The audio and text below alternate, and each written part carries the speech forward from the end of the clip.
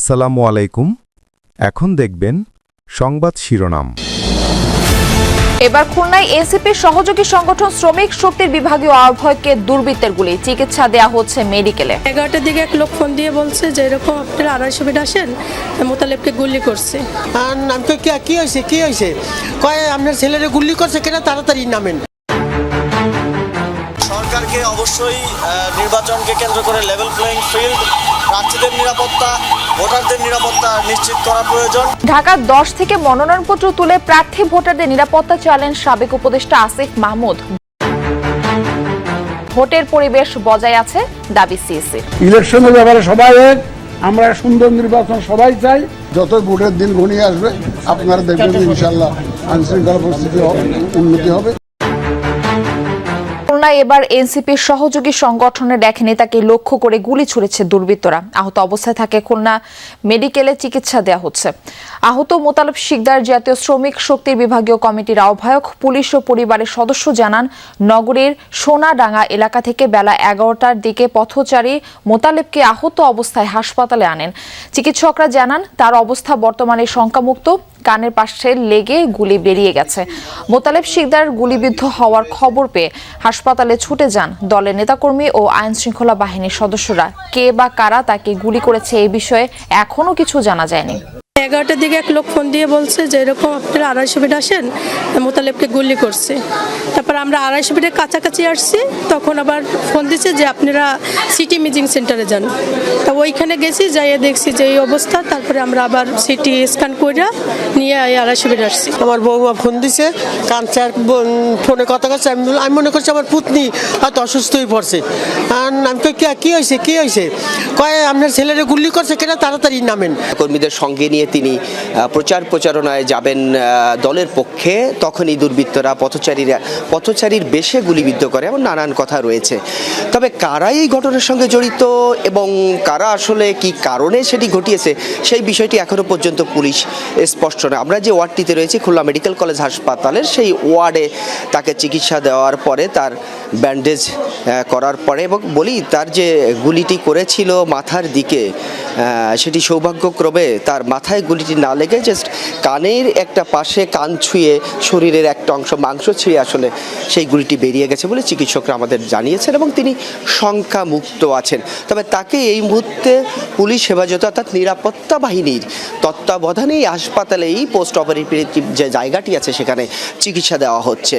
তবে দলীয় নেতাকর্মী যারা এখানে এসেছিল তাদের সঙ্গে আমাদের কথা হয়েছে। কয়েকদিন ধরে তারা নিরাপত্তাহীনতায় ভুগছে বলে প্রশাসনকে জানিয়েছিল, কিন্তু সেই বিষয়টি প্রশাসন এখনো গুরুত্ব নেয়নি। এবার প্রশাসনের পক্ষ থেকে বলা হচ্ছে নানান ধরনের উদ্যোগ নেওয়া হয়েছে। একই সাথে কারাই হত্যাকাণ্ডের সঙ্গে জড়িত সেই বিষয়টি তারা দ্রুত সময়ের মধ্যে এই গুলিবিদ্ধ করার সঙ্গে জড়িত এবং কাদের গুলিতে তিনি আহত হয়েছেন সেটি পুলিশ আসলে খুঁজে বের করার চেষ্টা। আইন শৃঙ্খলা সংক্রান্ত উপদেষ্টা কমিটির বৈঠক শেষে সচিবালয়ে ব্রিফ করছেন ষষ্ঠ উপদেষ্টা জাহাঙ্গীর আলম চৌধুরী। সম্পর্কে মিডিয়াকে আপনাদের বিস্তারিত অবহিত করছি। জগন্নাথ বিশ্ববিদ্যালয়ের কেন্দ্রীয় ছাত্র সংসদ নির্বাচন সার্বিক প্রস্তুতি সম্পর্কে সবাই আলোচনা হয়েছে। আপনারা জানেন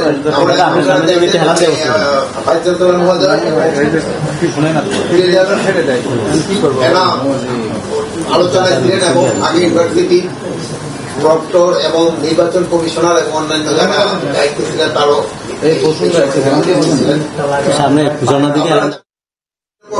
সুষ্ঠু এবং শান্তিপূর্ণভাবে চাকসু নির্বাচন সম্পন্ন হয়েছে। সংশ্লিষ্ট বিশ্ববিদ্যালয়ের ছাত্র, শিক্ষক, কর্মকর্তা ও আইন শৃঙ্খলা বাহিনীর সম্মিলিত প্রচেষ্টায় এই নির্বাচন সমূহ আমরা সুষ্ঠুভাবে সম্পন্ন করতে পেরেছি।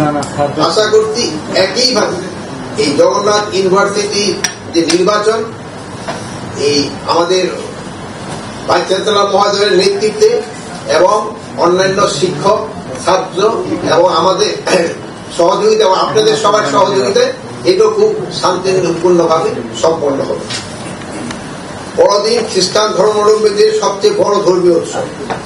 এই পবিত্র উৎসব যাতে ধর্মীয় ভাব গম্ভীর্য বজায় রেখে নিরাপদ, শান্তিপূর্ণ, শৃঙ্খলমুখর পরিবেশে অনুষ্ঠিত হতে পারে সেই বিষয়ে পর্যাপ্ত নিরাপত্তা প্রস্তুতি গ্রহণ করা হয়েছে। বড়দিন ও 31st নাইটের কোন প্রকার আতশবাজি করা যাবে না। রাস্তা অবরোধ বা ব্লকেট করে কোনো অনুষ্ঠান করা যাবে না। প্রতিটি গির্জার জন্য পর্যাপ্ত নিরাপত্তা ব্যবস্থা গ্রহণ করা হয়েছে। এই উপলক্ষে গুলশান, বনানী সহ রাজধানী অভিজাত এলাকায় নিরাপত্তা ব্যবস্থা জোরদার করা হচ্ছে। বড়দিন ও 31st নাইটে রাজধানীতে যাতে ট্রাফিক চলাচল স্বাভাবিক থাকে সেই বিষয়ে ডিএমপিকে প্রয়োজনীয় নির্দেশনা প্রদান করা হয়েছে। তাছাড়া এই উপলক্ষে আইন শৃঙ্খলা বাহিনী নগরীতে টহল ও তল্লাশি কার্যক্রম জোরদার করার জন্য নির্দেশ দেওয়া হয়েছে। সবাই আইন শৃঙ্খলা বাহিনীর বেশ কিছু গুরুত্বপূর্ণ নির্দেশনা দেওয়া হয়েছে। এর মধ্যে রয়েছে অপারেশন ডেভিল হ্যান্ড ফেজ 2 এর মাধ্যমে সন্ত্রাসী ও দুষ্কৃতিকারীদের আরো বেশি হারে গ্রেফতার করা, গোয়েন্দা নজরদারি আরো বৃদ্ধি করা এবং নিবিড়করণ করা, রাষ্ট্রীয় গুরুত্বপূর্ণ কেপিআই স্থাপনার সময় নিরাপত্তায় বিশেষায়িত বাহিনীকে স্ট্যান্ড বাই রাখা, ঢাকা মহানগরী সহ দেশের গুরুত্বপূর্ণ স্থান সময় চেকপোস্ট বসিয়ে তল্লাশি কার্যক্রম বৃদ্ধি করা, পুলিশ সদর দপ্তরের এই কন্ট্রোল রুমের মাধ্যমে তার নিয়মিতভাবে মনিটরিং করা এবং নগরীর বিভিন্ন স্থানে স্থাপিত সিসিটিভি ক্যামেরার মাধ্যমে সার্বক্ষণিকভাবে আইন শৃঙ্খলা পরিস্থিতি পর্যবেক্ষণ করা। আপনারা জানেন যে প্রথম আলো, ডেইলি স্টার পত্রিকা অফিসে হামলার ঘটনায় ডিএমপি এই পর্যন্ত 17 জনকে গ্রেফতার করেছে। পত্রিকার 2টি সম্পাদকের নিরাপত্তার জন্য গানম্যান দেওয়া হয়েছে এবং তাদের বাসা ও নিরাপত্তা বৃদ্ধি করা হয়েছে। ময়মনসিংহের পোশাক শ্রমিককে পিটিয়ে ও পুড়িয়ে হত্যার ঘটনায় 10 জনকে গ্রেফতার করা হয়েছে। আগামী 25শে ডিসেম্বর 2025 তারিখে বিএনপি ভারপ্রাপ্ত চেয়ারম্যান তারেক রহমান দেশে আগমন উপলক্ষে সর্বোচ্চ নিরাপত্তা ব্যবস্থা গ্রহণ করা হয়েছে। ডেভিল হ্যান্ড ফেজ 2 অপারেশনের অংশ হিসাবে 2000 চেকপোস্ট বসানো হয়েছে। এর মধ্যে বিভিন্ন স্থানে প্রাইভেট কার, মোটরসাইকেল তল্লাশি করা হচ্ছে এবং অবৈধ অস্ত্র উদ্ধার কার্যক্রম চলছে। নির্বাচন উপলক্ষে পুলিশের প্রশিক্ষণ 3 ভাগের 2 ভাগে ইতিমধ্যে সম্পন্ন হয়েছে। বোর্ডিয়ন ক্যামেরা ব্যবহারের বিষয়ে তাদের প্রশিক্ষণ দেওয়া হয়েছে।